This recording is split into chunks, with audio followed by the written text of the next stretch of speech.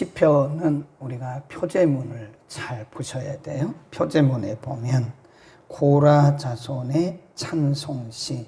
고라 자손이면 한 사람을 얘기하는 건 아니겠죠. 여러 고라 자손 중에서 거기 보면 곧 에스라인 헤만의 마스길, 헤만, 거기 줄급시다. 헤만이라는 사람은 찬송, 평생 하나님의 전에서 이 찬양으로 사역했던 이 찬양 사역자다. 오늘날로 말하면 평생을 찬양으로 섬기던 찬양 사역자다. 그렇게 보시면 되고요. 이 헤만이라고 하는 사람이 이 전반적인 내용을 볼 때 이 조상 쪽부터 성전에서 거하면서 하나님을 찬양하는 사역을 하던 사람이었는데 이 성전에서 추방당했던 것 같아요. 내용을 볼 때. 그리고 그때도 고난을 당했고 본문의 내용을 보면 어렸을 때부터 고난을 당하지 않았나. 인간이라는 게 누구나 다 고난이 있죠. 믿음이 좋아도 고난이 있고 믿음이 없어도 고난이 있고. 근데 그 고난이라고 하는 것은 누구나 다 있어요. 말을 안 해서 그렇지, 표현을 안 해서 그렇지, 이 크고 작은 고난이 누구에게나 다 있습니다. 그것을 전제하고 우리가 믿음을 시작해야 돼요. 만일 우리가 이 고난이 왜 왔나? 라고 하는 질문을 자꾸 하게 되면 이 믿음은 무너지기 시작합니다. 그래서 고난은 누구에게나 올 수 있다. 그리고 누구에게나 크고 작은 고난은 있다. 이것을 전제하고 우리가 가야 된다.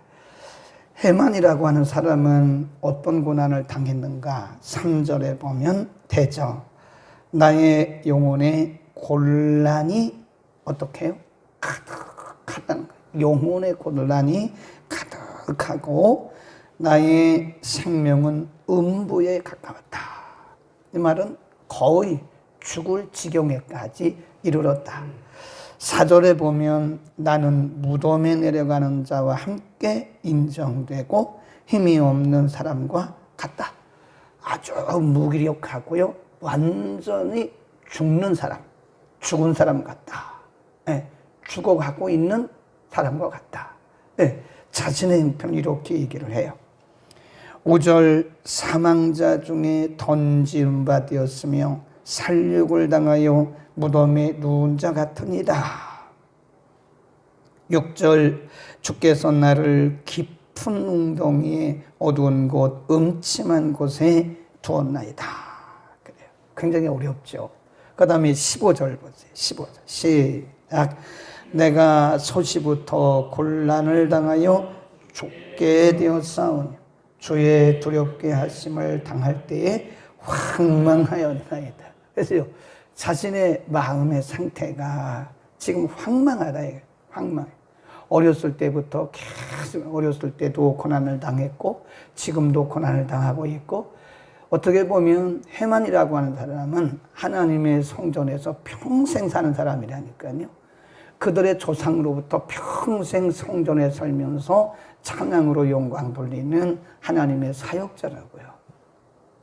그럼에도 불구하고 어렸을 때부터 그는 곤란을 당했다라고 얘기를 하고 있는 거죠. 17절 시작. 이런 일이 물같이 종일 나를 애우며 함께 나를 둘렀나이다. 그래요. 네. 그러니까 헤만이라는 사람은 자신의 상황이 가만히 생각해 보니까 어렸을 때부터이더라요. 어렸을 때부터 지금까지 계속해서 고난이 끊임없이 연속되더라 이겁니다. 이제 중요한 것은 아까 말씀드렸잖아요. 인생은 누구나 다 정도의 차이일 뿐이지 다 고난이 있어요. 위기와 그리고 고통의 순간들이 옵니다. 고난이 없는 인생이 어디 있나요? 태어나는 순간부터 인생은 고난의 연속이다. 뭐 그렇게 보셔도 됩니다. 중요한 것은 단 이런 고난이 올 때 우리가 고난에 대해서 어떻게 대처하느냐. 그러니까 믿음이라는 것은 대처 능력이다. 그렇게 써놓으세요. 믿음은 대처하는 능력이다. 그러니까 믿음이 없으면 대처를 못하는 거죠. 믿음이 적으면 작게 대처하는 것이고 믿음이 강하면 여기에 대해서 적극적으로 대처하는 것이다. 이런 글이 있잖아요. 어떤 사람이 이렇게 기도했다잖아요. 하나님, 내 인생에 고난이 없게 마시고 고난이 오더라도 내가 믿음으로 이기게 하옵소서. 이게 정상적인 기도라니까요. 근데 만일 우리가 기도하기를 하나님, 제 인생에 고난이 없게 하시고 제 인생에 고통도 없게 하시고 문제도 없게 하시고 위기도 없게 하시고, 이것은 전혀 성경적이지 않은 기도다. 물론 인간이기 때문에 누구나 다 그렇게 기도할 수 있고 또 그렇게 기도할 법도 해요. 인간이 연약하니까 고난당하면 다 힘들잖아요. 그렇게 기도하죠. 그러나 성경적이진 않다. 하나님, 내 앞에 고난이 없게 하시고 내 앞에 어떤 풍파도 없게 해주시고 제가 가는 길이 단단대로 해주세요. 그렇게 될 수가 없다니까요. 하나님이 그렇게 하시지도 않아요. 40년 동안 이스라엘 백성들을 인도해 가신 하나님을 보면 하나님이 뭐와 뭐로 인도하셨어요? 구름 기둥, 불 기둥으로 밤과 낮으로 인도하셨잖아요. 근데 하나님이 그들을 광야길로만 광야길로만. 네. 출애굽기에 보면 하나님이 그들을 직코스로 인도하고, 오늘날로 말하면 직코스로 인도하는, 바로 가면 열흘이면 간다니, 가나안 땅. 하나님이 약속하신 가나안 땅에 열흘이면 갈 수 있어요. 그런데 하나님이 그 길로 인도하지 않고 광야길로 돌려, 성경이 그렇게 기록합니다. 광야길로 돌려 인도하셨다. 네. 모든 일들이 쉽게 되면 하나님의 역사를 우리가 경험을 못합니다. 빠른 길, 쉬운 길, 편한 길, 이런 길을 하나님은 다 피해가세요. 40년 광야길을 보면 하나님이 그들에게 원주민도 없는 길, 맹수도 없는 길, 돌멩이도 없는 길, 또 바다도 없는 길, 그런 길로만 인도한 게 아니라 그냥 광야를 통과하게 하시고 바다도 통과하게 하시고 강도 통과하게 하시고 하나님의 섭리는 통과하게 하시는. 그래서 우리가 이런 위기를 만났을 때, 고난을 만났을 때는요, 어떻게 믿음으로 대처하느냐가 중요하다. 거기 보세요. 1절. 여호와 내 구원의 하나님이여, 내가 주야로 주의 앞에 부르짖었습니다. 주야로. 밤과 낮으로 잠도 안 자고 그런 뜻인가요? 그게 아니고 항상 하나님 앞에 제가 기도했습니다. 내가 어떤 일을 만나든 내가 하나님 앞에 항상 기도했습니다. 2절. 나의 기도로 주의 앞에 달하게 하시며 주 앞에 주를 귀를 나의 부르짖음에 기울이소서. 주의 귀를 나의 부르짖음에 기울이소서. 그렇게 기도하죠. 계속 그는 하나님 앞에 기도합니다. 상황 속에서 그가 한 것은 기도예요. 기도. 네. 우리 일반적으로 보면 불신자들 혹은 신자일지라도 믿음이 약한 자들은요, 위기를 만나잖아요. 고난을 만나면 사정없이 흔들립니다. 네. 그리고 하나님에 대한 회의, 믿음 생활에 대한 회의, 하나님에 대한 불신, 이것이 점점 커져서 불평, 불만으로 점점 승화돼요. 이건 불신앙적인 모습이고, 지금 시편의 기자를 통해서 우리에게 가르치신 것은 그럼에도 불구하고 그런 문제 앞에서, 고난 앞에서, 위기 앞에서 하나님 앞에 당당하게, 담대하게 기도했다. 아멘. 중요한 것은요, 해석입니다. 해석. interpretation. 인생은 해석이에요. 신앙도 해석입니다. 우리에게 어떤 고난이 왔잖아요. 고난에 대한 해석을 잘못하면 우왕좌왕하고요, 원망, 불평, 불신앙에 빠지고 신앙이 그냥 와르르 무너져요. 그런데 어떤 사람들은 해석을 잘하니까 그 고난을 잘 이겨나가요. 그 대표적인 인물이 누구냐? 욥입니다. 자, 이분부터 먼저 하고, 이분은 해마는 해석을 어떻게 했느냐? 6절입니다. 시작. 6절 시작. 옳지. 요거예요. 주어가 누구냐? 이겁니다. 고난을 허락하신 분이 누구냐? 사탄이 이렇게 말하지 않죠? 사탄이 나를 깊은 웅덩이에 이렇게 말하지 않았죠? 누구라 그랬어요? 주께서. 네. 또 봅니다. 7절 시작. 옳지. 여기도 주가 누구예요? 주예요. 주.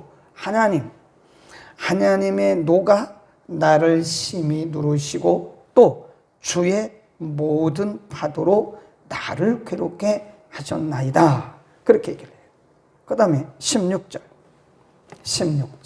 시작. 옳지. 여기도 주의 진노. 주가 누구예요? 하나님이에요. 하나님.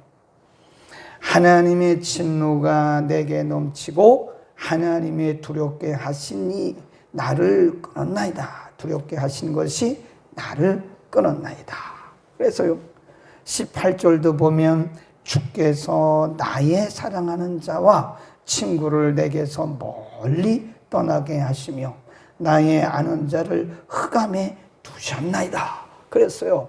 그러니까 해석을 정확하게 한 거예요. 고난의 순간에 고난에 대한 해석이 매우 중요합니다. 이 잘못하면요 사정없이 흔들립니다. 고난의 핵심이 뭐냐? 고난의 출처가 어디냐 이거예요. 근데 우리나라는요 이 전통적으로 샤머니즘적인 해석 방법이 많이 있어요. 그래서 어떤 사람이 무슨 고난을 만나면 이건 사탄이 온 것이다. 사탄아 물러가라. 모든 것이 다 마귀예요. 얼마나 이게 샤머니즘적인지 몰라요. 그러니까 해석이 안 되는 거예요. 그러니까 막 푸닥거리 하듯이 하는 거예요. 막 여기 가서 기도받고 저기 가. 그게 해결이 됩니까? 제가 보니까 매우 미심적으로 신앙생활 하는 거예요. 어디 가서 예언 받고 어디 가서 사주 보고 엉터리라니까 엉터리. 그래야만 안 되는 거예요. 그러니까 그 사람의 믿음의 본질을 알려면요 고난을 받아보면 알아요. 고난을 받을 때 그 사람이 움직이는 게 그 사람의 진짜 신은 이 평상시는 다 비슷해요. 평상시는 뭐 다 믿음 좋은 것 같고 뜨거운 것 같은데 그게 본질이 아닙니다. 고난을 만나면 그 사람의 진짜 신앙의 본질이 드러나요. 우리가 사람을 만날 때도요 사람을 알아보려면 내가 어려움을 당해보면 알아. 내가 어려울 때 나를 대하는 모습을 보면 그 사람이 진짜 모습이에요. 되게 보면 이 세상은요 우리가 어려운 일을 만나면 사람들이 다 떠나갑니다. 그럼 그동안의 우정은 다 가짜였다는 거예요. 완전한 가짜는 아니었겠지만 온전한 우정은 아니었대요. 그러니까 어떤 분들이 얘기했잖아요. 우리 인생에서 진짜 친구는 한 명, 두 명 만나기가 힘들다. 네, 진짜 친구는. 물론 우리의 진짜 친구는 예수님인데 세상 친구를 말하는 거예요. 세상 친구들은 내가 병들고 돈 잃고 어려움 당하면요 다 떠납니다. 네. 그러니까 진짜 친구는 우리가 어려움을 만나보면 안다 그러잖아요. 그리고 우리가 그 사람의 신앙의 본질도 그 사람이 고난을 당해보면 알아요. 고난 당할 때 그 사람이 움직이는 모습, 드러내는 반응, 그게 진짜 신앙의 본질이다. 그러니까 해석을 하기를 이 해만이라는 사람은 이 모든 고난이 누구로부터 왔다고 지금 믿고 있는 거예요? 하나님이 하신 거다. 우리 이걸 뭐라 그러냐? 하나님의 허용섭니다. 그래 써놓으세요. 고난은 하나님의 허용섭니다. 무슨 죄가 있어서 이런 일이 왔나? 라고 말하는 것도 맞지만 제가 볼 때 그건 50점밖에 안 돼요. 그러니까 어떤 고난을 만나면 우리나라 크리스찬들이 제가 볼 때 50%, 60%가 무슨 죄가 있나? 이렇게 생각하는 거예요. 물론 맞죠. 죄가 있기 때문에 그런 고난이 올 수 있지만 모든 고난이 다 죄가 있어서 오는 건 아니에요. 욥이 무슨 죄가 있어도 물론 인간이니까 죄는 있겠지만 성경이 욥을 의인이라 그러잖아요. 그러니까 욥의 친구들이 와서 욥에게 계속 퍼부은 말이 죄 없이 고난당하는 자 봤냐? 빨리 회개해라. 너의 처음은 미약하지만 나중은 창대할 것이다. 계속 죄를. 제가 학교에서 그렇게 해석하면 제가 볼 때 50점밖에 안 돼요. 전도서 7장 14절 말씀에 보면 형통한 날에는 하나님께 찬양하고 곤고한 날에는 뭐 하라 그랬어요? 생각하라. 이 생각이란 말이요, 해석의 해석. 신앙적인 해석을 하는데 누구와의 관계에서 해석을 해야 돼요? 하나님과의 관계에서. 욥기 1장 21절에 보면 욥이 모든 것 다 잃었습니다. 아들, 딸 10명 다 잃었죠. 가축 다 잃었죠. 자기 병들었죠. 그러니까 욥의 아내가 당신이 뭐 믿은 하나님이 그런 하나님이냐고, 나 같으면 그런 하나님 안 믿는다고. 그리고 욥을 저주하고 도망가 버렸어요. 집 나가 버렸어요. 욥의 친구들은 와서 욥에게 무슨 죄가 있나 한번 생각해 보라고, 회개하라고, 너희 자녀들도 죄가 있으니까 죽었지 이러면서 죄가 뭔지 생각해 보라고 그래요. 그런데 욥이 뭐라 그런지 아세요? 욥기 1장 21절에 주신 자도 여호와시니 가져가신 자도 여호와다. 한마디도 불평불만을 안 해요. 하나님이 주셨는데 하나님이 가져가신 거야. 주인이신 하나님이 주셨다가 하나님이 또 가져가신 건데 내가 무슨 말을 하겠나. 네, 그런 얘기를 해요. 그게 해석이라는 거예요. 해석. 아멘. 우리는 주어를 하나님이 주인이세요.